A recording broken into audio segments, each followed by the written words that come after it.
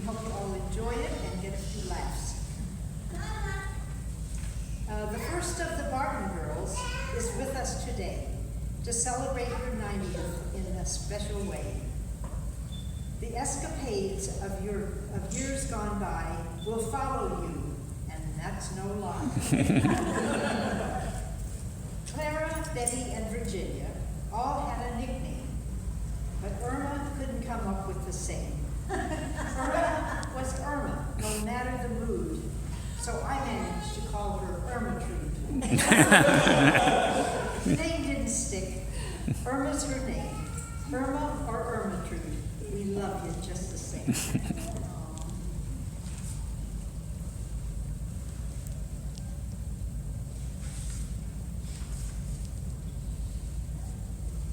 As a counselor at a Girl Scout camp, she was a good fit until she joined the kitchen crew when the cook quit.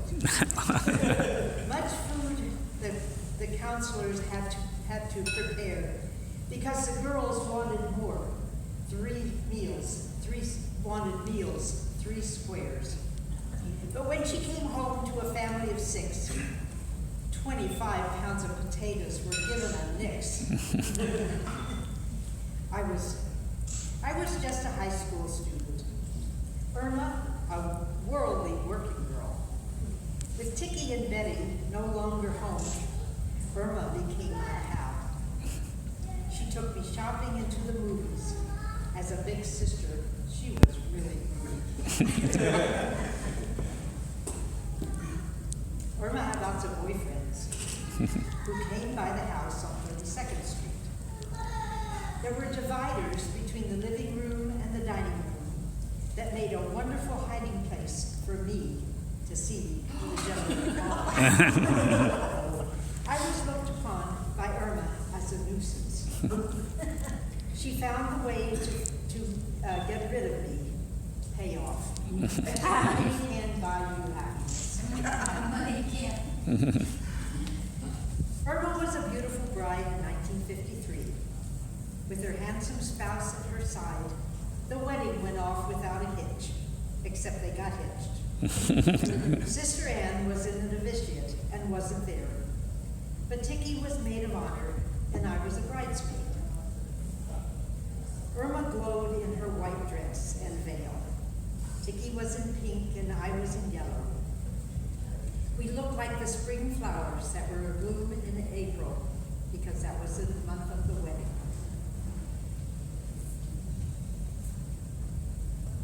"63 years have passed since that day, and the world has been blessed with the presence of Erma, her children, grandchildren, and great-grandchildren. What more could you ask for than all that? And I'll turn this over to Ticky. Thank you.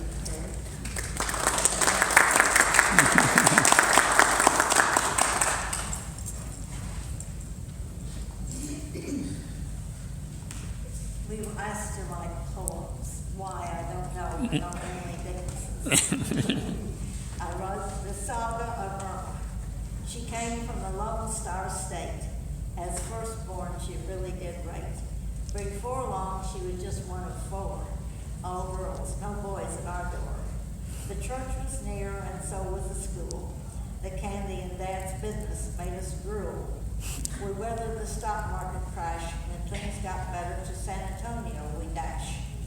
In the new school, she wore a uniform, like any girl that made her warm. There she met dear Betty Jane. They still keep in touch through sun and rain. 6 years she flourished in the Alamo town. Then the bombs in Pearl Harbor came down. The war took Debbie to Oklahoma City. Here Erma lives to this very day, beloved and witty. Then we have the surprise. Remember when you were 6 and I was 4? There was one thing we would both adore. To have a pony we could share, one we could ride everywhere. Lo, one October day our dad promised a surprise to make us glad. Now a pony sing more than maybe. Guess what we got? A new sister, a baby. She was saying,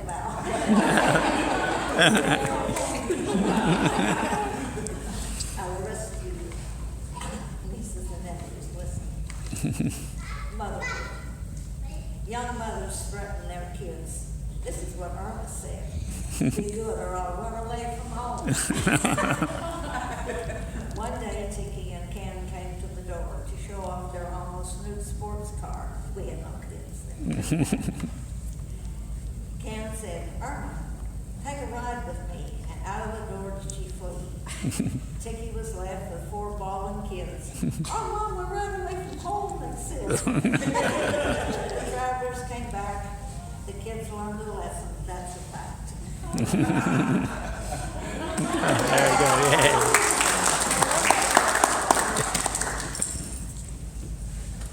You ready? Well, I'm no poet, so I thought this is going to be something a little bit different. My friend Erma was the name of a popular TV show, you remember. When I was 12 and Erma was 18, we used to watch it a lot. That title became my reference to Erma for the rest of my life. My friend Erma. That's, the nuns all know she's my sister because they're my friend Erma. Erma had enough homegrown episodes that could challenge that comedy,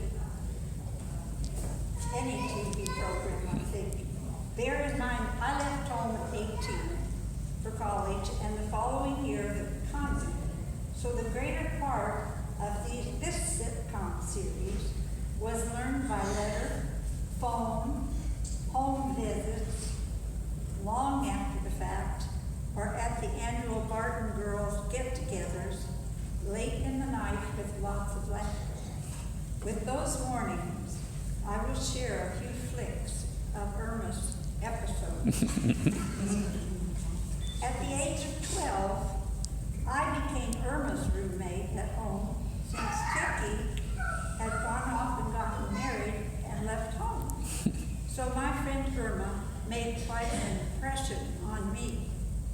She made me feel a little more ready to advance to high school as I observed my beautiful older sister applying makeup, preparing and dressing just right for work.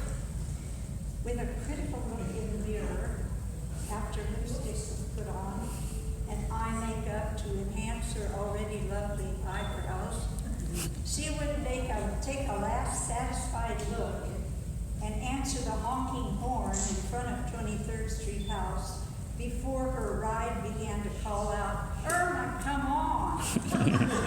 No cell phones then, just a good healthy holler got the message across, and the whole neighborhood would witness her departure. She was a small but mighty in pursuit of her first career at the telephone company, working hard, hoping to assure herself she would not become a tea company old maid, as we refer to them. Number 2, my friend Erma had learned to drive. No, not from Dad, but from a friend, most likely a boyfriend. One night, I think Tiki went to driving school, really, in a local high school. And then Erma found out about that, and she followed her suit. So she did learn how to drive and learn to drive. Now, no one could drive, there was no gas in World War II.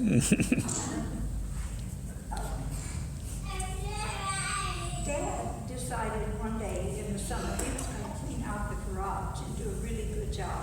So he found all of this paint that had been stored in there, all different bright colors, you know.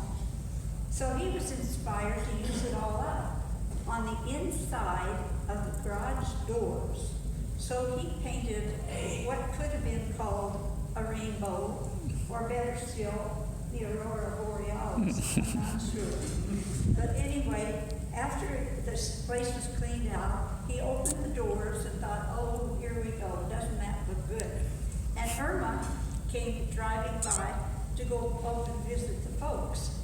She drove up the driveway, and she couldn't believe her eyes what she saw. And she ran into the newly erected fence that was guarding the rest of the backyard.